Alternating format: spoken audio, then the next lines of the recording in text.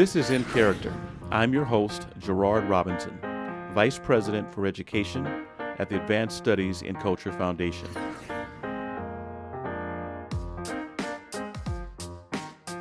Michelle, welcome back to In Character. Thank you very much. And I'm pleased to be here. I'm Michelle Pearson, and I am currently in beautiful, cold Colorado. We had a change in weather, which was actually had some COVID implications for us. We had a 73-degree change in one day, which for our in-person learning students was a huge adjustment in our schools. But we are partially back in person. I say partially because we do have remote students. But we also have students that are in person. And in 2 weeks, we'll actually change that in-person model again. We have two different in-person models we're working with. This first one was probably one of the more unique ones in the United States. We developed learning pods here. There were a few that were developed in districts on the East Coast, but our learning pods were specifically for kiddos that needed a place to have good access and support in learning, not only for internet, but also for special services, for things that they needed one-on-one support with. And our district allowed these pods in a safe way to be developed at our schools so that our students had those supports needed. And that's a very unique model. The majority of our students are remote at this time, probably 75 to 80% of our kiddos, but the students were able to ask to be in a learning pod. And so we have those hosted at our different schools. So it's been a trial by fire, and it's been a blessing. And we feel that it's been a very good experience. We've had some challenges around it, but it's been good. And in 2 weeks, it looks like we are headed back into full in-person learning for the majority of our kids, not all, but for the majority. So there you go. That's the start and where I'm from. So what else can I answer for you? So you are an educator. Talk to us about why Michelle decided to become an educator, what you teach, but you also have another role that you play in people's lives dealing with daughters, let's say. So we'll start with teaching and then tell us about the other lifestyle you have. Okay. I've always wanted to teach. I kind of knew that early on, particularly when I was in high school and in college. I was lucky to be in Virginia at that time. And I was with my mom, who was working with the Smithsonian as a docent at that time. And so I was very lucky to be a docent along with her and work in the collections at the Air and Space Museum, as well as the National American History Museum at that time. And I worked with the presidential collections and worked with lots of glass negatives at Air and Space, did things for many, many years. But it sparked my interest, particularly because of her work there and our volunteer work in historic preservation and in teaching. And so I went to a university in Virginia, Mary Washington, where being a liberal studies endeavor, I was able to really broad base my background in historic preservation, in education, in history. And I kind of came to a point where I had to decide what I wanted to do, and I really wanted to work with interpretation and education for kids, to bring historic places into the classroom, to understand the stories that aren't told, the lenses that aren't always in the conversation, and to make sure that our kids had an illumination of what their cultural heritage was. And so when I graduated, I had to decide, do I be a park ranger or do I go into being a teacher? And at that time, it was hard to get into the Park Service. It wasn't easy, especially as a female in the history field. And so I volunteered. I was a volunteer in parks. I did a teacher, ranger, teacher, and then decided I'm going to be a teacher because I'm going to bring these two worlds together. And I was committed to that.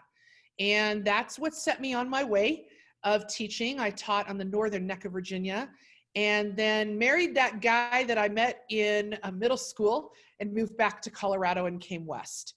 And now I teach language arts and social studies, but I'm also a tech geek.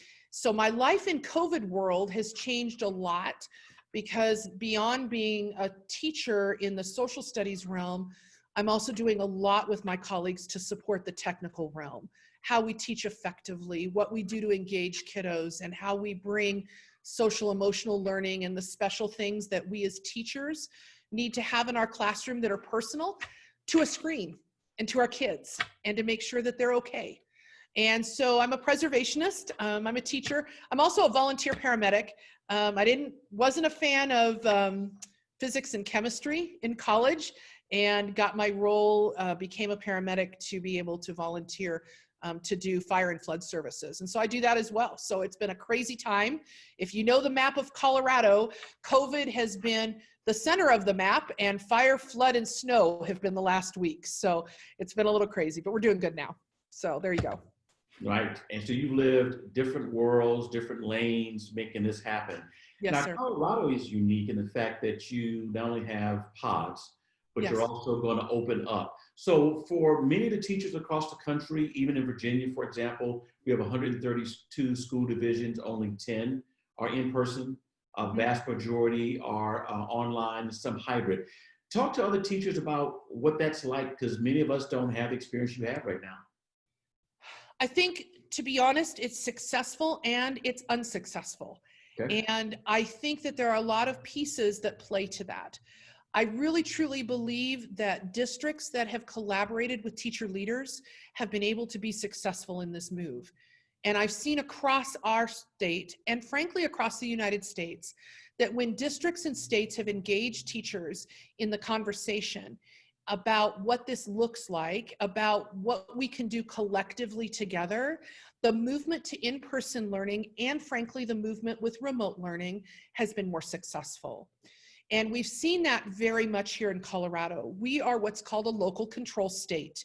So our districts, although guided by the state and the regulations by our governor and our education division, decision-making is much, I guess, important or held by the district. And so the district can make those determinations. And I know that that's similar in some states, not similar in others.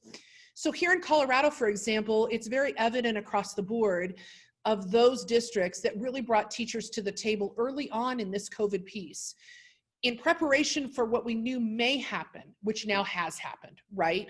We needed to decide what were we going to do in the fall when school started.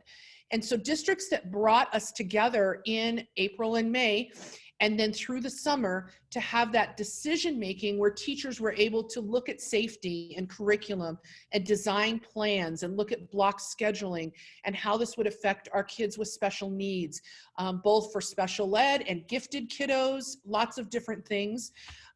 Those districts have really put into place some great plans and supports for educators. Where educators were shut out, I can say that it's been more of a challenge. We've come back to school, but we may not have seen the structures and systems in place to support really quality learning, quality curriculum, and what I call LMS systems, learning management systems, such as Google or Schoology being used, other things like that. We've seen a lot of hiccups, a lot of IT challenges, and that I really attribute to really cooperation and conversation. And that really I've seen trickle out across the nation too. You can see where teachers have really been together working with administrators and leaders to make this happen. We're the boots on the ground. We know what's going on, and we're not perfect. We're making mistakes along the way. But I have to say, in my district in particular, it's been both. We've had a lot of good and a lot of challenges. And I think that's really the case for all of us, because this is a new pathway that we're all walking.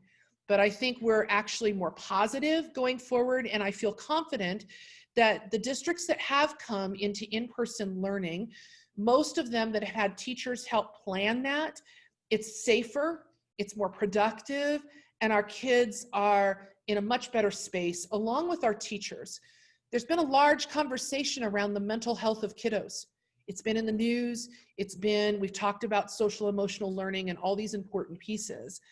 But in reality, sometimes I think the social emotional piece for our staff, not just our teachers, but also our classified staff, our support professionals, like our bus drivers and our nutrition staff and our office staff, that all needs to be considered, because we're in one community supporting kiddos, and we don't want to divide that piece, but I think it needs to be remembered a little bit. So I think leadership's helped with that, and we still have some challenges and some bumps in the road, but hopefully they're not too big of potholes, and we're going to be able to get over those. So. No, thanks for opening that up, because it's been a major conversation across the country on what's working and what's not. You did a good job of talking about teacher leaders and having them at the table and what the state or local community's done. What can private citizens, nonprofit organizations, what can non-school-based educators do to support you and others like you who are trying to make sense of all of this? You know, I think advocating for teachers to be at the table. There are a lot of decision-making pieces that are collaborative, especially when businesses collaborate with schools and school districts. A lot of our nonprofits are wanting to help. And I work on both of those sides. I work with nonprofits and with our community partners, because we as a school connect our kiddos to those community partners. So we have a lot of asks. What can we do to help? How do we make this happen? Help us in understanding what the needs of our kids are and in meeting those, because it's not just about an educational need. In so many cases, it's about food and shelter and all of those pieces that, frankly, our educational system was never conceived to carry. You know, we were looked at as an educational entity, and now we really are a system that is not only educational, but social. And I mean social in the sense of those special needs in medical, food, shelter, all of those types of things. We're a part of that society piece. And so when we're collaborating and looking for community collaboration, ask, if you're at a meeting, where are the teachers? Where are the parents? Can we all have a voice here? Because it is about the parents too. So many of the parents don't necessarily have their voice heard at the table as well. And there's lots of different challenges there. So being an advocate to have all lenses there, but I think also understanding that one of the biggest things that teachers need right now is support in resources.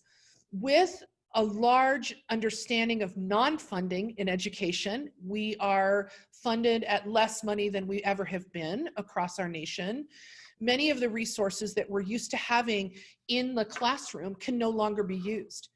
And there's cost to having to use others. An example of that is primary sources, textbooks, all of these pieces that were in hand, novels, simple novels that a child can hold a book. We can't share that with a child right now in COVID.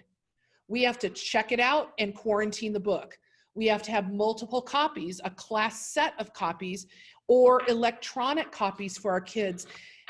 And to think to our era of having a book in hand versus having a screen to look at, that's so critically important. So many of our kiddos do not have their own library and cannot access it right now because of COVID. So what would be a normal library situation is an example we can't do. So giving the resources or helping us find those free resources, the wonderful virtual tours, we just spent time creating a huge collaborative list with many of our community partners in Colorado to say, this is how you virtually learn about Colorado.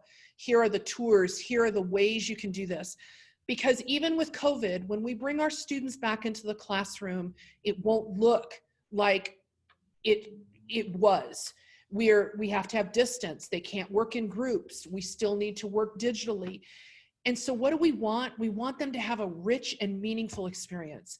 Our community partners, such as you all, the Park Service, our museums, our cultural entities, play such an important role in this, and yet are suffering too because of their ability to serve in that way.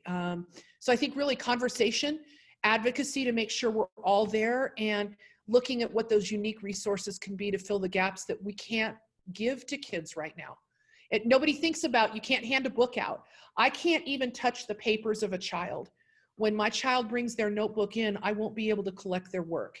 And if I do, it will have to sit in my basket for at least 4 days to decontaminate first. And so that's hard, especially with littles, especially with our kinders and our first grades and those that need a pencil and paper and that support. So we have to think of creative ways to do that. And you just really opened up for all of us just the reality of something as small as, here, teacher, here's my homework. Yeah, well, it's going to sit for 4 days. We're not even talking about that, most of us. No. Very good. Well, that's why we have in-character conversations like this so that we could spread the word. One ask I have is to send me a copy of the link to Virtual Colorado. And I Yes, know sir, I you've will. got connections here to Virginia. Maybe that's something we're doing here, but I would love to see it because I don't get a chance to get to I'll Colorado too just often. tell you what, Gerard, I'm going to send you the Virginia link too, Oh, because no, I'm going to send you because Virginia's still home for me in a lot of senses. And I did a lot of my preservation work there. And I will tell you that a colleague and I are working with partners in Virginia, and we have a Virginia list that'll be done on Monday. So how about I send the Virginia list too, and I'll share it. So, excellent. And and we'll I make, will share you the other resources. I think, Gerard, one thing that I would like to share with you, just as an example of what we've had to do collectively, is we've really started empowering teachers and community members to work together to create reference sheets and technology sheets and things that are one page, a stop and shop that teachers can look at quickly, but gain the resources that they need without expending extra time, so that they can spend the time in developing really meaningful lessons and engaging in those conversations. And I'll send some of those to you. I think that it's been a great cooperation with teachers, and we've been really pleased with it. And we've just been lucky. I say myself and another colleague have been lucky to be just a catalyst for that conversation, because if you're going to create it for yourself, you might as well share it, because then it'll go, that's the purpose. You can't keep it to yourself in this world. COVID is meant for conversation, for collaboration, and for sharing. And I think that's what we have to live by. So you're a perfect example of it. thank you, sir. So are you all. And I Well, appreciate what your foundation's doing, and I look forward to hopefully being in touch and continuing with the conversation. So you're definitely part of our network, and our founder, James Hunter, talks about the importance of network, and you're yep, definitely part of what we do. So thank thanks again, Michelle, for joining us on In Character. Look forward to getting the Virginia information, and we will share it around in our loop. you. You got it.